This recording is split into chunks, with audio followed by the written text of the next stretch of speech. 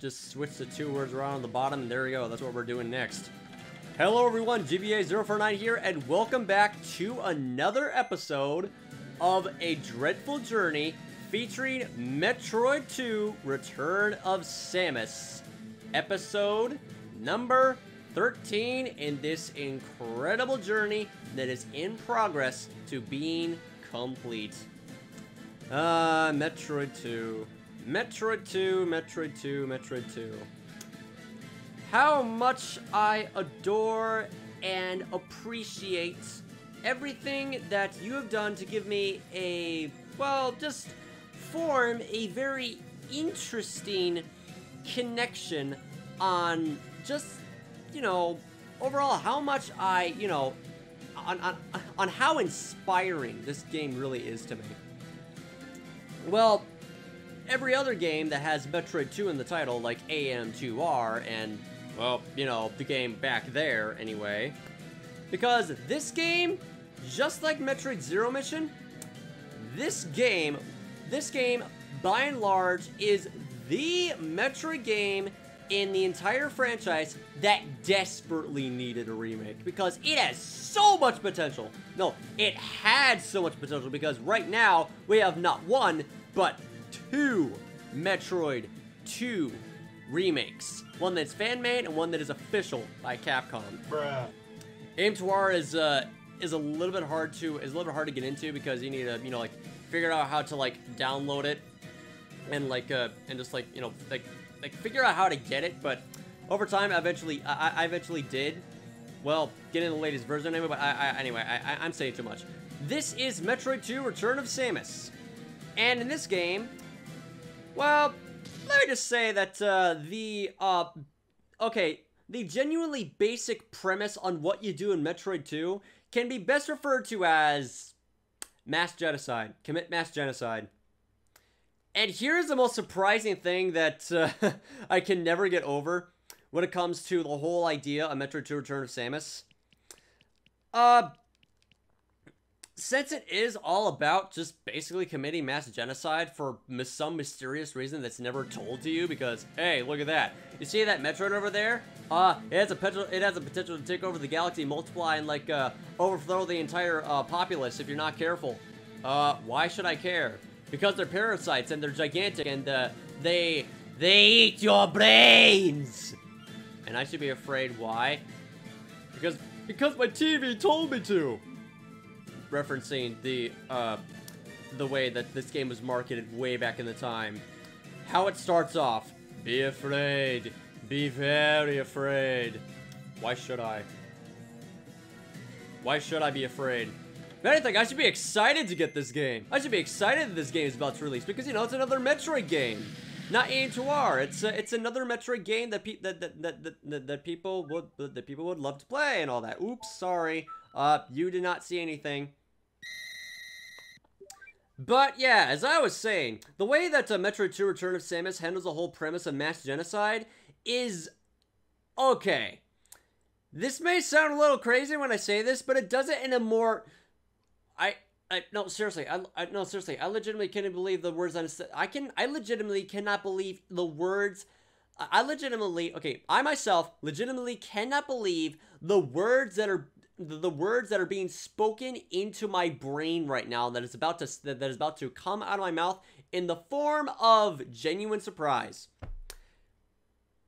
Committing mass genocide in this game is oddly relaxing. It's exactly that. But anyway, with all that aside, because, well, it's a genuinely basic concept, and it's genuinely basic concept in and of itself, and I really enjoy playing it. Matter of fact, Metroid II: Return of Samus was, believe it or not, one of my most highly anticipated games to ever get into in the series. Well, for one thing, it's a game I never tried out before, and also because of the fact that it reveals the entire life cycle of the Metroids themselves. Like, there's much more to them than what you normally see in the series. And here, for the longest time, Metroid II: Return of Samus only gave, for the longest time, Metroid II: Return of Samus gave the whole list, the whole tier, the whole okay, the whole, how should I say, the whole blueprints on how the Metroids develop. And this was a stepping stone into what it could, into what it would eventually become as the years went by. Also, the title screen takes a long damn time to, like, start playing the title screen theme song, because all this is just galactic noises that just echo in the background for way longer than necessary, but it gets good after a while. But this is it. Metroid II, Return of Samus. Let's begin. That is the wrong thing. Oh crap, hold on a second. I kind of forgot how to, like, restart the game. I think it was like, okay. No. Okay, restart the game. Home menu. Okay, how do I reset the game? Okay. All right, let's begin. I'll try to begin because I might mess up here. All right. Down and Y. There we go. There we go. Save data officially erased, and we are starting anew. Restarting the adventure of Metroid II, Return of Samus, and this is it. And here we are officially greeted to, sadly enough, the only good track in the entire game. Surface of SR388. Number 100 on my top 100 favorite video game soundtracks. And I had to put it on number 100 because, for one, it is I don't know, like, not my least my least ranked, okay, my lowest ranked favorite Metroid track, least favorite, I don't know, least, how in the heck should I exactly say this? This is a little bit hard for me to explain, but bottom line, there are other tracks in the series that practically overthrow this, but it's still extremely good. And in this game, we are greeted with some exclusive enemies that can only be found in this game. And Metroid II Return of Samus, aside from AM2R, there is one thing that, like, kind of bothers me a little bit. There are so many enemies in this game, yet, like, I don't know, more than half, like, okay, more than half of the enemies that you encounter in this game follow the same exact basic linear premise of just being copy pasted, just being copy paste. Okay, generic copy pasted. Okay, generic copy pasted enemies in the game that follow the same pattern. Move back and forth, climb up ceilings, jump around for like aimlessly jump around in hopes to hit you and damage you, and yeah, that's basically it. AM2R is like that as well, but the design and colorful aesthetic that is emanated in AM2R makes the game makes the whole idea of Metroid 2 just makes it look and feel more enjoyable and just entertaining to play. But the reason why I want the but the main reason why I was so excited to, like, finally get back into playing Metroid II Return of Samus is because, well, simply put, it's one of my it's in my top 3 favorite Metroid games in the series. Because for one thing, aside from well, you know, being slightly more better than the original Metroid by a long shot, I also like I also like the added variety that's added. I also like the added variety that's included into the mix of the Metroid home planet, or Metroid home planet. It's actually, okay, Metroid home planet, and also the Chozo home planet before it got, you know, invaded by, you know, invaded by spoilers. Yeah, that's the name of the dreaded enemy that eventually just intervenes inside the surface of this planet, and we'll find out more about them. Well, not at the end of this game, because they're not actually mentioned, or, you know, like, they're not mentioned or hinted at in the end of this game at all. You just fulfill your mission, you kill every Metroid, and you just go straight to Metroid 3, Super Metroid, on the Super Nintendo Entertainment System. Another thing that I really like about, another thing that I really admire about Metroid 2 Return of Samus as a, as its concept for, well, you know, like introducing the, introducing this concept for, like, you know, like a mass, like a, you know, like a committing mass genocide on the Metroid species. I absolutely love the progression in this game. The progression is fair and not entirely mind-numbing to the point where you have no idea where you're going, because as indicated by the spontaneous rumbling inside, the spontaneous rumbling that occurs in the planet, it gives you a very clear indication on what you need to do next, because once you destroy a certain amount of Metroids on the in any given area, the game actually tells you on where you need to go first. The game actually tells you on what you need to do next, because you don't like get to leave the area until the game actually tells you to. That's something that this game really like succeeds well, like I don't know, somewhat or another succeeds with a fair margin when it comes to making progression. The best aspect that I love the most about Metroid 2 Return of Samus is its progression. I just love how it progresses in the game, because it's as simple as keeping track on how many Metroids you have left to kill, and that's it. Game's over. It's so simple. It's simple and basic, but at the same time, it's fun. It's fun in a way.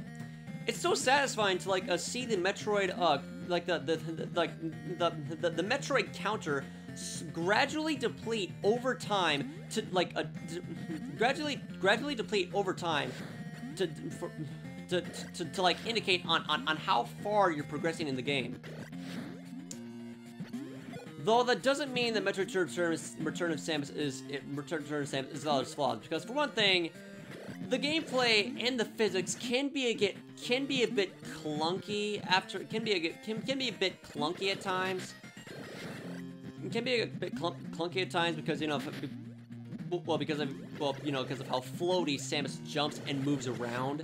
Not to mention that some of the enemy AI can be a little bit unfair because they move faster than you, and it's kind of hard. It's kind of hard to like avoid their attacks. It's kind of hard to avoid their attacks consistently. You're slow. Okay. It's a fair balance between slow. It's a fair balance between slow pacing and gradual pacing to, like, you know, not feel like at least not feel like a little, like, not feel tedious, not feel completely tedious. Okay, I can attest to this. It is true that due to its linear design that the Metroid 2 is well familiar with, like, it is a little bit on the boring side, when it comes to linearity. But it's basic because, well, it's a concept that works, and at the end of the day, this is really hard for me to explain on exactly why I love Metroid 2. Like, you know, in comparison to like every other game in comparison to every other game in the series, because, well, you know, it's an underrated classic. Metroid 2 Return of Samus is an underrated classic by itself. And since it is the stepping stone on introducing so much limitless potential after the years went by, this game held true to its basic concept. Just hunt every Metroid, and your mission is complete. But as with every other like linear-based standard asset, when it comes to, well, you know, like making progress, the higher you go, the tougher it gets, and the lower the number that the Metroid counter shows, the tougher the game becomes, and it becomes, well, how should I say, just slightly more difficult. Not to mention that the iframes in this game, I'm pretty sure, are the same design. Are pretty sure the same design as it. Are pretty sure the same design as it was in the original Metroid. But at least you can still pick up. I'm pretty sure you can still pick up health items and, well, you know, ammunition when you destroy enemies. Speaking of enemies, these are exclusive to this game by itself. They're linear, they're basic, and they each have their own, you know, unique, well, you know, it's a completely different encyclopedia of Metroid, on Metroid enemies in the, in Metroid enemies for your logbook to acquire. It took me a while to memorize all these enemy names, but over time I got them, because right over here, these spherical, I'm not gonna reference that, I'm not gonna go, like, put that reference in a second time. It's only a one-time thing, sorry. These spherical spiked enemies that travel along surfaces, just like traditional gamers and zoomers respectively, are called needlers. Cute. These ones are called Gowruns. They're just enemies that infinitely respawn out of crevices just to, you know, invade your personal space. Gowruns. They're critically endangered species of... Critically endangered and incredibly overused. And incredibly underused, actually. This is a Chute Leech. You're gonna go see those again in Super Metroid. These are the Gulags. Not to be confused with what the hell is a Gulag? Oh, so that's what it is. Okay, fascinating. Well, not to be confused with that type of Gulag, this is the flying needle bat-shaped, bulgy-eyed, circular pattern enemy in Metroid 2, in Metroid Samus Returns, of where it introduces the tutorial on how to, introduces the tutorial on how to use the melee, the melee strike counter. Melee counter. Melee strike counter, melee counter, same thing. But in here, they're linear. Every single enemy in this game is linear, but by the time when by the time when Samus Returns comes into play, holy shit, everything in Metroid Samus Returns is completely different. It's a completely different story on how it foretells and how it foretells, displays, and how it okay, not foretell, not displays, not introduces, no. Okay, describes, no, okay, like foretells, okay, fine, I'll just put foretells. My English is not really all that good in this video, sorry about that. It'll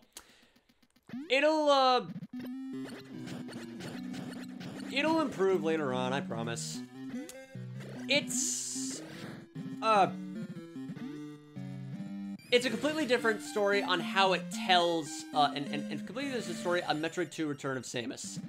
Because, well, you know, it's completely different. A completely different game, a completely different experience, and if I had to begin, Metroid 2 Return of Samus, okay, Metroid Samus Returns is not the kind of Metroid game that I would recommend to newcomers. I would only recommend it to newcomers just as though they have gotten used to the elements of the Metroid series on how it works, because clearly enough, Metroid Samus Returns is that type of game that was meant for veterans. Definitely so, meant for veterans, because that game is extremely fucking challenging. Especially when you start, especially when you begin the game, because enemies are batshit insane or like, well, literally, because it's the first enemy, it's like one of the first enemies you encounter in the game. Batshit insane enemies when it comes to damage output, because you can practically get two-shotted on normal mode. Only God knows of how much HP you take and how much damage you take in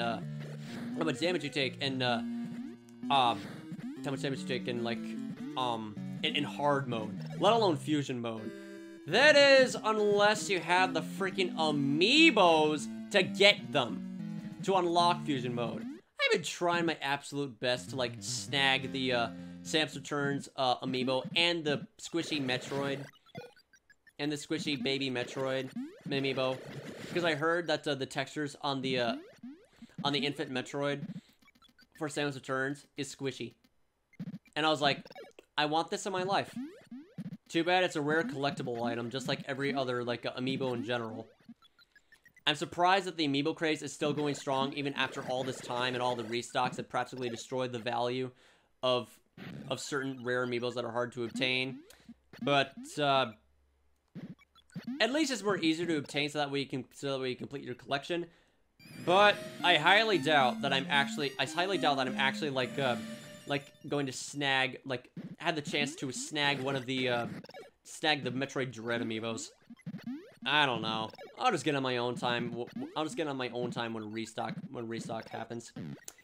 But enough talk on, talking about other Metroid, 2, games that's either remade or officially licensed by Nintendo.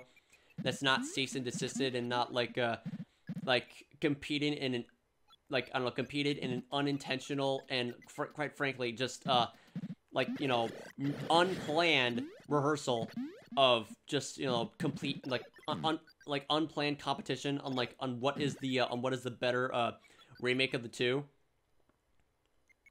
Like I said before, I can't answer that. I legitimately cannot answer on, like, on which version Metroid 2 remake is better.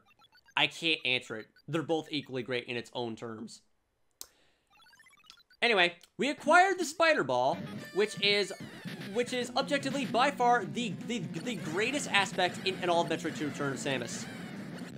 It makes exploration 10 times more fun, and just because that you can, like, crawl on every single surface that you walk on or pass underneath or wherever, it is an incredibly fun mechanic, and I love using it.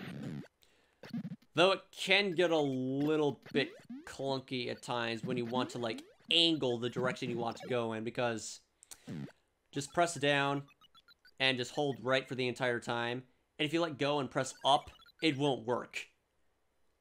You only, like, move in the direction you're going when you keep holding the direction that you pressed previously. And it will not stop until you let go. So I'll just, like, hold down. I'll hold right. I go right. I'll hold left. I'll go left. Whenever I, like, I don't know, like, hold left and then immediately hold up. Yep, okay. Just transition to the next screen and just go up here. I'm gonna go, like, terminate this gulag so that way it don't get knocked all the way back down to the ground, because the beginning of Metroid 2 Return of Samus gets a little bit obnoxious at times. Especially when you're just busy just exploring literally every nook, and this is the best part of the Spider Ball in this game. I absolutely love the Spider Ball in this game more than any other game in the series, because it allows you to travel anywhere you want to go. Unlike in key specific points in the game that is literally designed for the Spider Ball. Because it's exclusive to Spider Ball tracks in Metroid Prime. As fun as they are, it's not really that fun because of how limited the Spider Ball is in the Metroid Prime series. Metroid 2 Return of Samus is honestly just perfect when it comes to utilizing the Spider Ball. It's so much fun. Because as the name suggests, it allows you to just stick to any surface and just crawl around like a spider until you get knocked off. And then you just climb back up on the spout again. Itsy bitsy Samus ran up the wall, and down came the Senju and send you back down on the ground because you're a piece of shit that needs to get good with the physics. Moment of awkward silence, but it was absolutely worth it on how much I ruined that.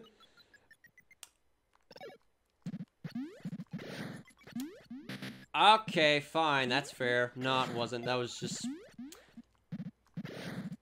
That was just a little bit clumsy on my part. If I recall correctly, there might be some more Metroids inside this area, but... Oh yeah! That reminds me.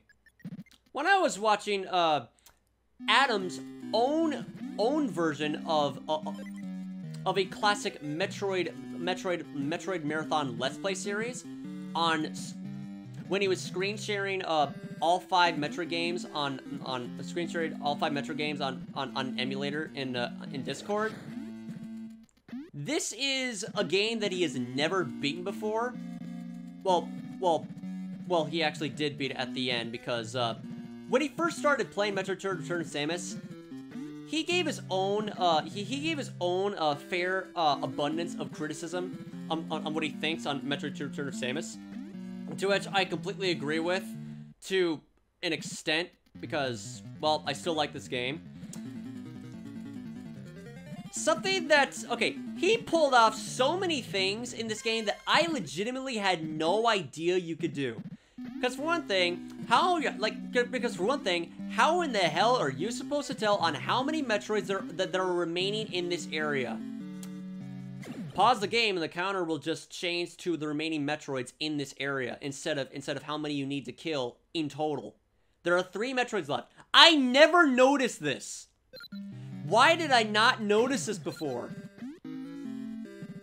I don't know why. I don't know how it just completely slipped my vision. But it just did. It just somehow did. I don't know why. It's it. It completely slipped my mind for some reason. For some reason, I never noticed it. It's so helpful. It makes it so much easier to like keep track on keep track on how much keep track on how far you're progressing and what you need to do in order to progress, because there are 3 Metroids left.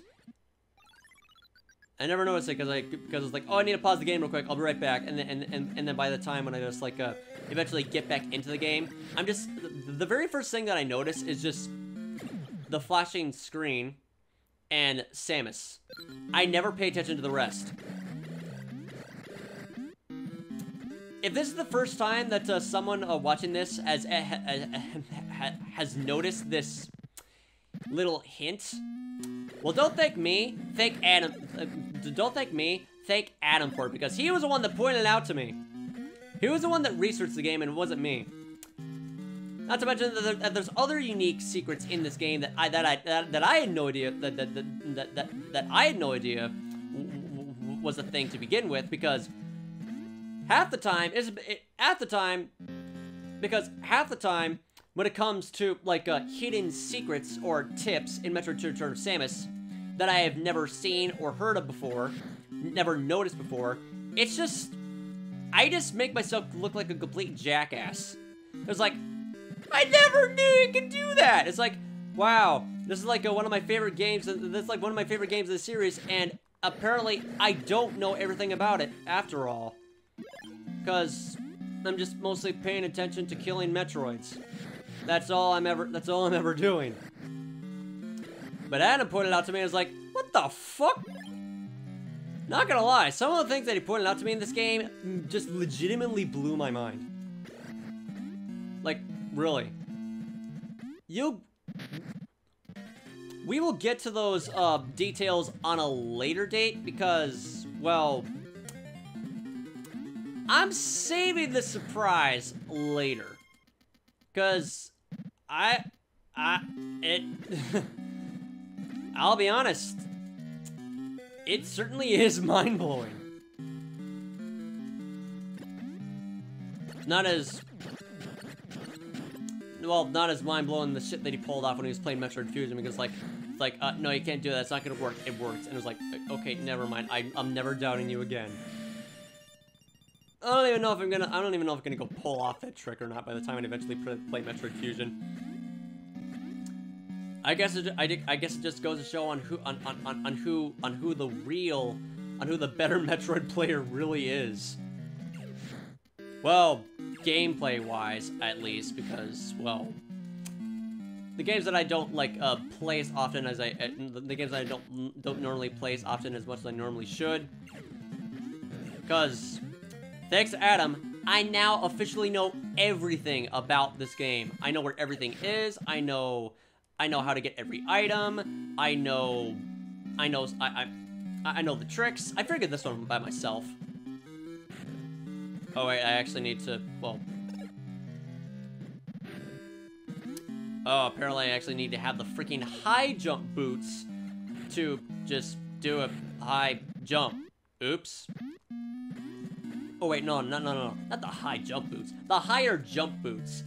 My mistake. Silly of me. How could I possibly forget that completely made up title for a physical capability xenotech acquisition that allows you to leap at tremendous heights. I'm not gonna go bother climbing myself up there. Anyway. Well, I'm officially, like, a little bit lost on other things I need to say and, like, on how much I really like, on how much I really enjoy this game when it comes to progression, and how oddly relaxing mass genocide is in here. I think it's time that I should point out the many flaws that it has. With all due respect. In all due respect. I don't even know if I'm using that term correctly or not. There's a lot of terms that I often misuse myself, so... Okay. Flaw number 1. Okay. Criticism... Okay, justified criticism number 1 out of... I'll try to point out 5 at the top of my head. Number 5 is... how slow it starts off. Because it takes a while to get where you need to be. You know, it's like, are we there yet? No, we're getting there. Just don't fall down. If you fall down, then you have to go all the way back up. Yeah, it gets annoying there. Okay. Second criticism. Lacking in item pickups. Missiles are essential to killing Metroids. And if you're ever low on them when you're fighting one, you could kiss your ass goodbye because you cannot do jack shit against them, even with the Ice Beam. You need to conserve on missiles as much as you possibly can and only use them on the Metroids and not any of the standard enemies that frankly don't take all that much shots to kill. Another thing. Well, to continue onward on the lack of... I didn't really need to get up there anyway, screw you. Another thing that, to continue onward on the amount of justified criticism that Metroid II Return of Samus has that I can respectfully agree with 100%. It is really hard to replenish your energy because of how strict, how low odds with energy pickups. Because most of the time they don't even drop anything at all. And there are only a select few, yeah, like emphasis on few because once again it's incredibly lacking. Select few amounts of enemies that drop missiles. I can't even remember how many enemies there are that only drop missile ammunition. The only one that comes to the top of my head are Hornodes. You know, the classic enemy that that one classic enemy that nearly just that just outcame the outset of Metroid Fusion. Hornode. And yeah. It's really hard to tell. It's really hard to tell that. Okay, anyway, what was another thing? Oh, yeah. Linear enemy design. Very boring, very generic, yet despite the fact that there's so much variety that is begging to have limitless potential as the years go by, this game is not that great with enemy design. it's so basic that it's just like, wait, that's all you do? Just all you do is fly around in a circle and just you know, like just hover from side to side. Yeah, that's pretty much it. Especially with this Samus visor fly enemy called a Mumbo. It's just linear side to side mumbo jumbo design of enemy AI.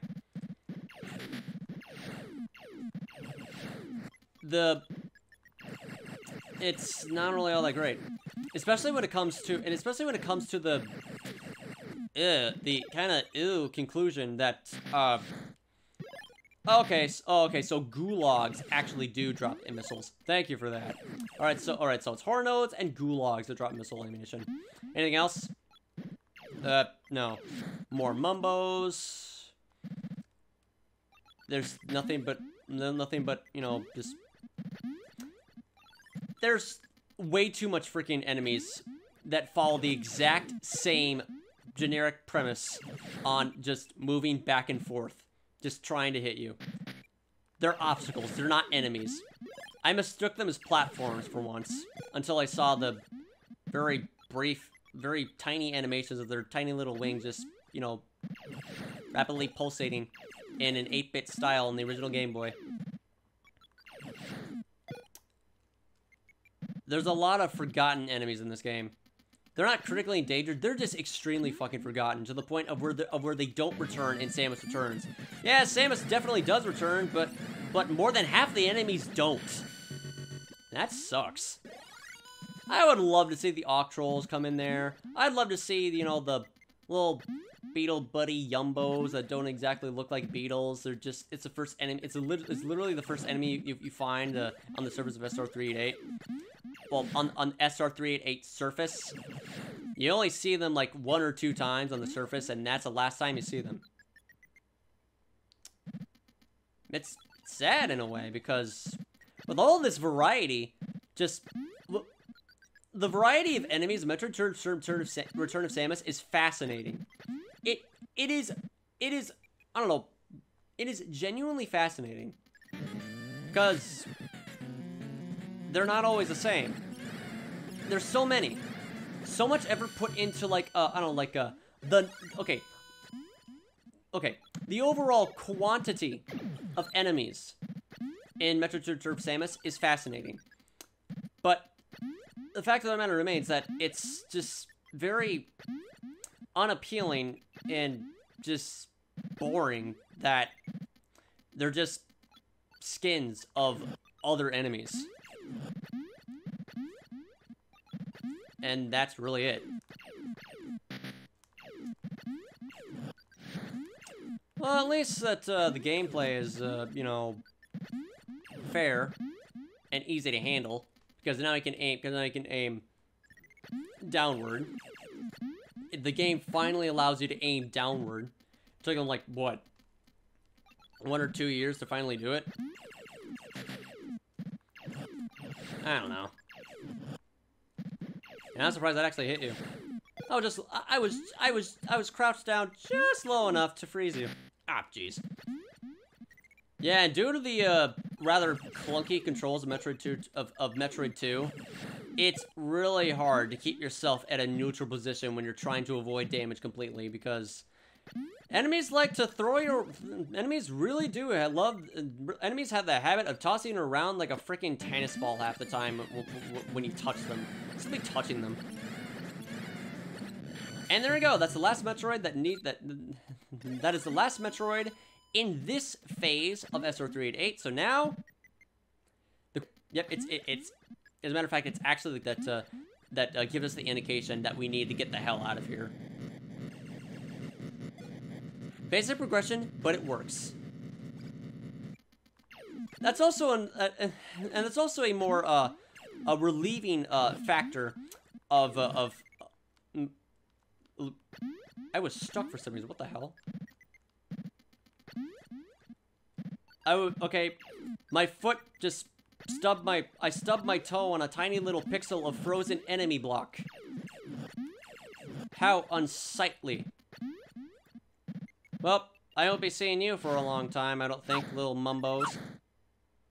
Actually, I won't be seeing you at all, ever again. Jeez. It's like, hey, you remember the mumbos? Well, I don't anymore, because now they're dead. I completely forgot that the ice beam straight up freaking kills enemies when they thaw out. Well, the more weaker ones, anyway. I think. Oh, yeah, the more weaker ones, yeah. So, yeah, I just, like, freeze a tiny little mumbo, and it's like, you are already dead. Goodbye, mumbo. Thank you for clearing the path. Ow. I'll send you to the gulag, gulag.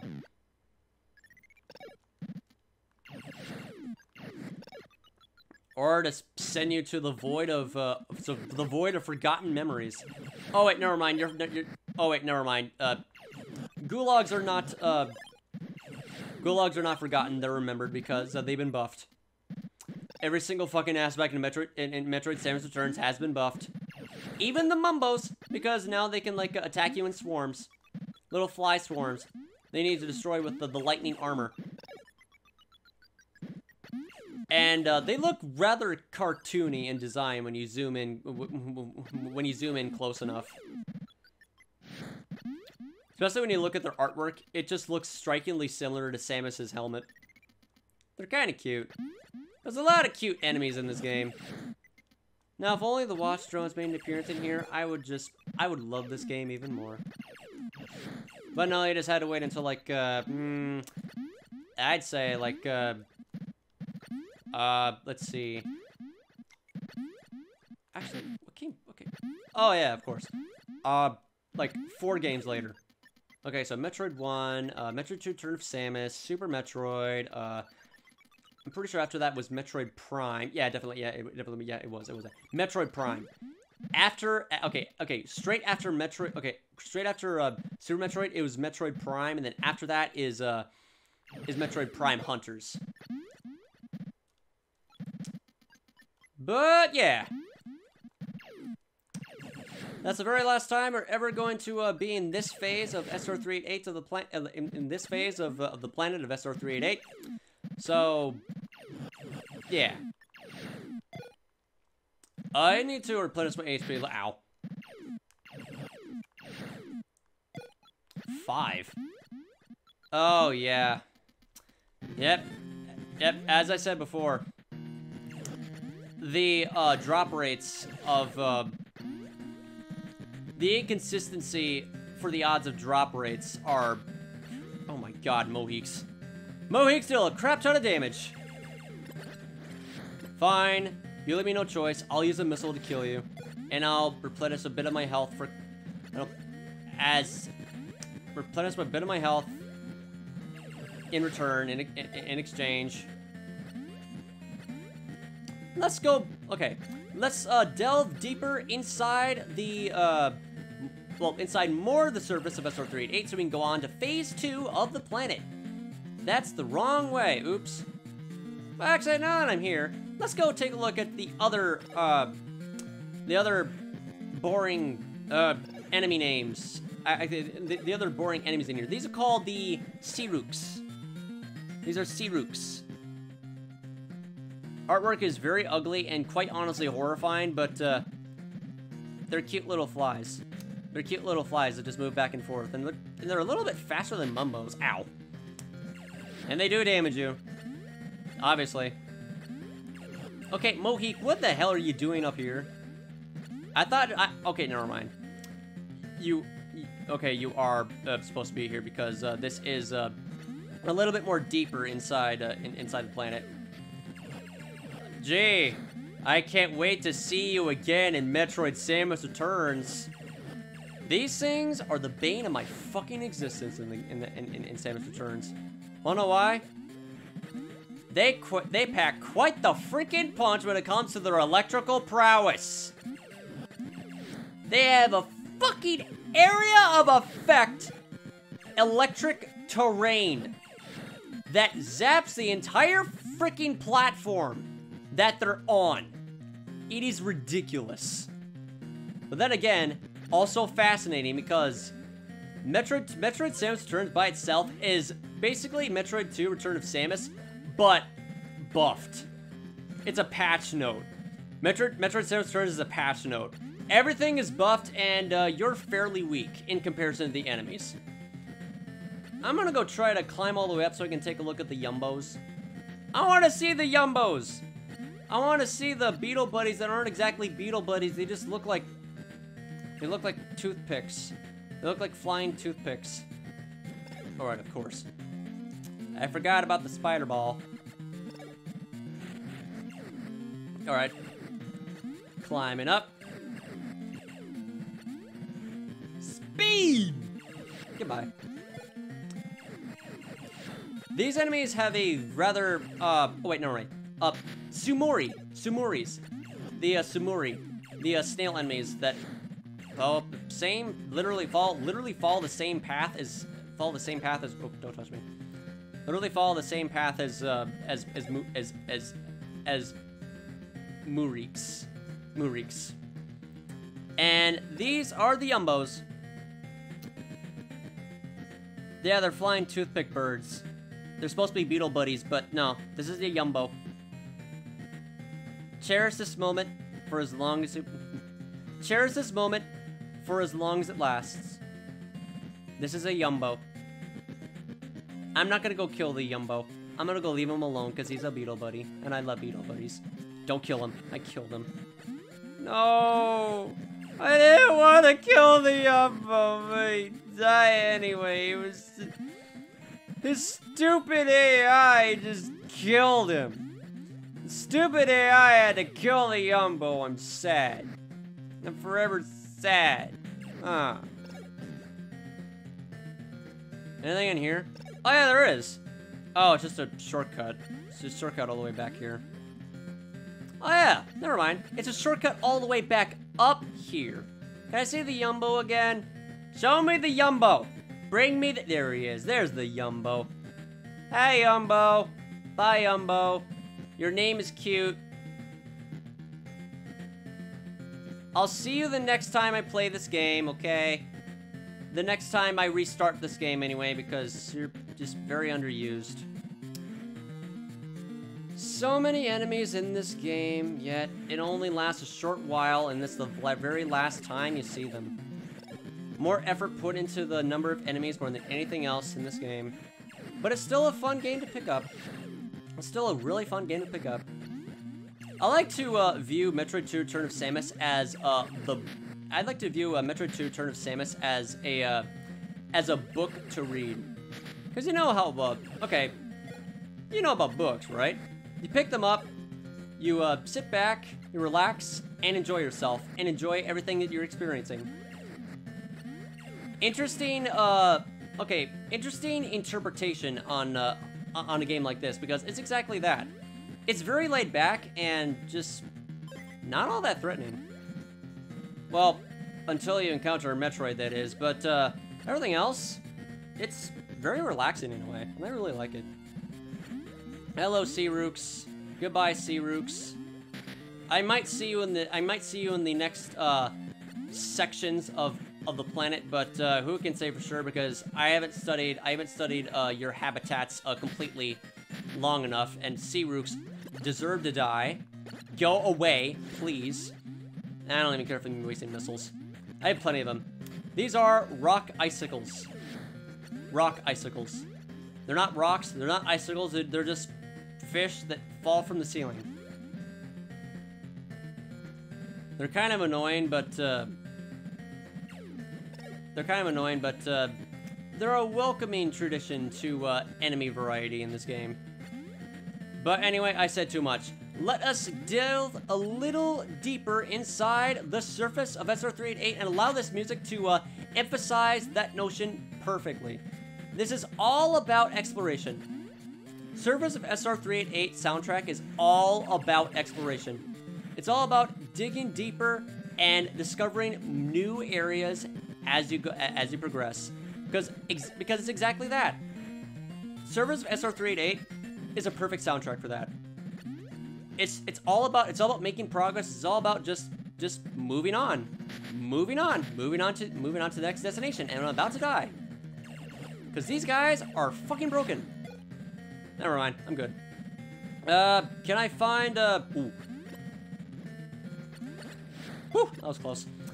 Nearly, put myself in an early grave there. Falling, okay, rock, whoop, that's acid. Not lava, it's acid because, you know, it's black and white. Actually, it's not black and white. Now it's green. Now it's green and green. And it kind of hurts my eyes a little bit. No. Well, at least it's not red. So thank God that it's not red. People would really hate this game even more if it actually originated in the friggin' Virtual Boy. Oh wait, never mind.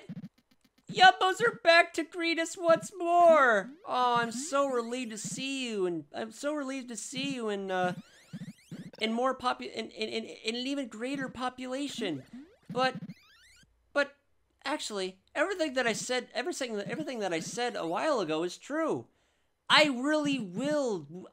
actually will see you again the next time I play this game. Not the next time I reset the game from start. I'll see you again in the next episode.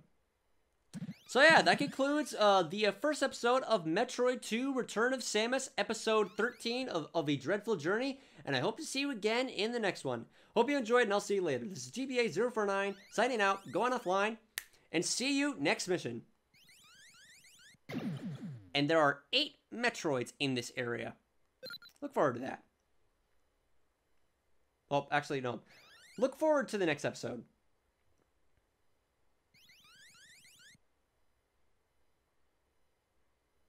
The ambience is dead, but it's relaxing at the same time. I have no idea why.